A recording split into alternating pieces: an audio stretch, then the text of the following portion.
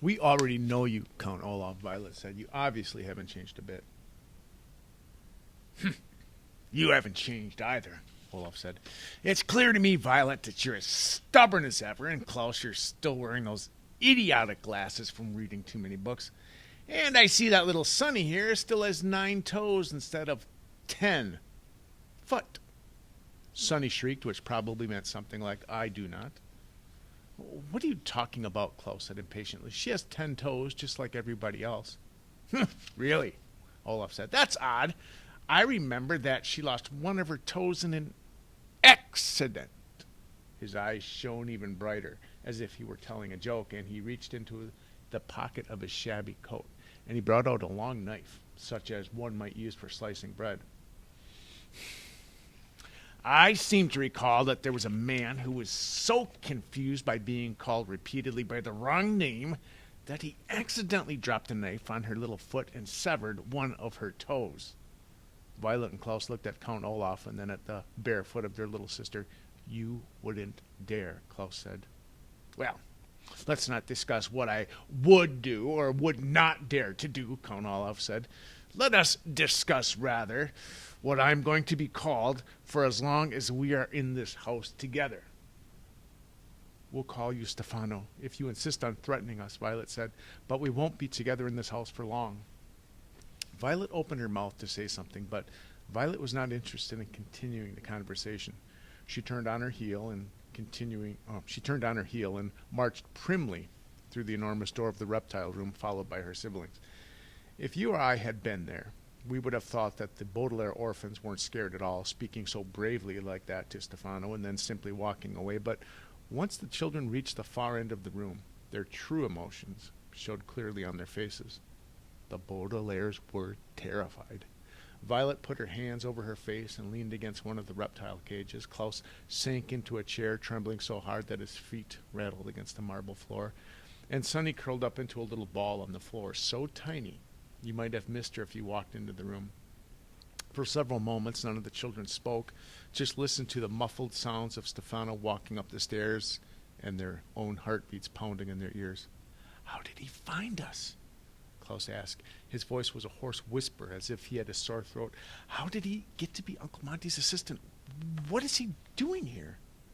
Well, he vowed that he'd get his hands on the Baudelaire fortune, Violet said, taking her hands away from her face and picking up Sonny, who was shivering. Well, that was the last thing he said to me before he escaped, and he said he would get her fortune, if it was the last thing that he ever did. Violet shuddered, and did not add that he had also said that once he got their fortune, he'd do away with all 3 of the Baudelaire siblings. And she did not need to add to it. Violet, Klaus, and Sonny all knew that if he figured out a way to seize their fortune, he would slit the throats of the Baudelaire orphans as easily as you or I might eat a small cookie. What can we do? Klaus asked. Uncle Monty won't be back for hours. Maybe we can call Mr. Poe, Violet said. It's the middle of business hours, but maybe he could leave the bank for an emergency. He wouldn't believe us, Klaus said. Remember when we tried to tell him about Count Olaf when we lived there? He took such a long time to realize the truth, it was almost too late. I think we should run away. Now, if we leave right now, we could probably get to town in time to catch a train far away from here. Violet pictured the 3 of them, all alone, walking along Lousy Lane beneath the sour apple trees with the bitter smell of horseradish encircling them. Where would we go? She asked. Anywhere, Klaus said. Anywhere but here. We could go far away where Count Olaf wouldn't find us and change our names so no one would know who we were. We haven't any money, Violet pointed out. How could we live by ourselves? We could get jobs, Klaus replied. I could work in a library, maybe, and you could work in some sort of mechanical factory. Sonny probably could get a job at, well, probably couldn't get a job at her age, but in a few years she'd be able to. The 3 orphans were quiet. They tried to picture leaving Uncle Monty and living by themselves, trying to find jobs and take care of each other. It was a very lonely prospect. The Baudelaire children sat in sad silence a while, and they were each thinking the same thing. They wished that their parents had never been killed in the fire, and that their lives had never been turned topsy-turvy the way that it had. And if only the Baudelaire parents were still alive, the youngsters wouldn't even have heard of Count Olaf, let alone have him settling into their home and undoubtedly making evil plans. We can't leave, Violet said finally.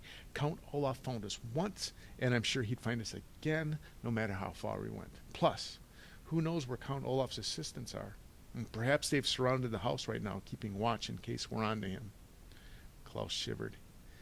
He hadn't been thinking of Count Olaf's assistants. Besides scheming to get his hands on the Baudelaire fortune, Olaf was the leader of a terrible theater troupe, and his fellow actors were already ready to help him with his plans. They were a gruesome crew, each more terrifying than the next. There was a bald man with a long nose who always wore a black robe. There were 2 women who always had ghostly white powder on their faces. There was a person so large and blank-looking that you couldn't tell if it was a man or a woman. And then there was a skinny man with 2 hooks where his hands should have been. Violet was right.